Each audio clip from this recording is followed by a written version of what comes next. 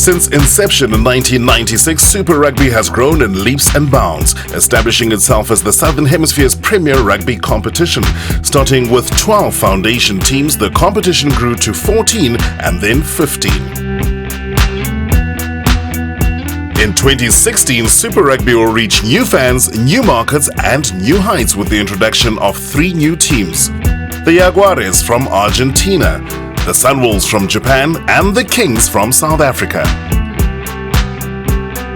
The new competition will consist of 4 conferences arranged into 2 groups, one from Australasia and one from South Africa.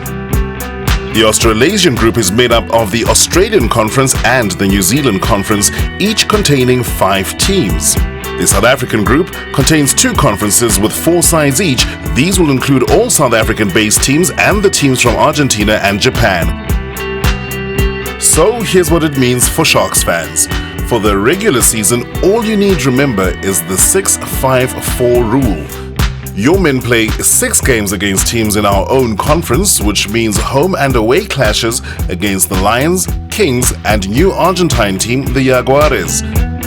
There'll be 5 games against the New Zealand Conference, 1 against each side, including hosting the Crusaders and Hurricanes right here in Durban.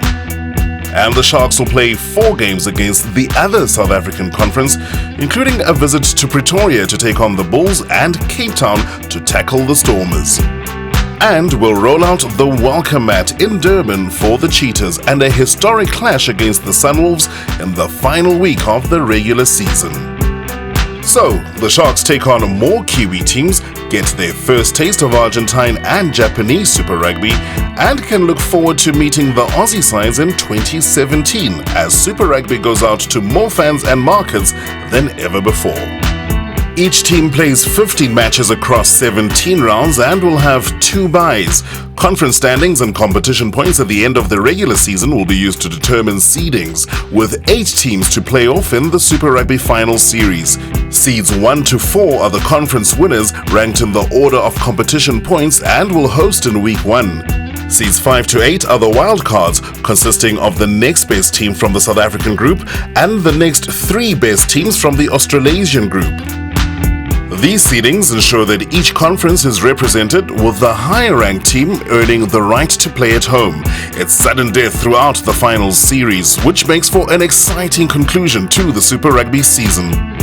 So, to recap, your team will play 15 games across 17 rounds each season, meeting every other team over a 2-year rotation, with a broader pool of playing talent, bigger thrills and new rivalries throughout new countries.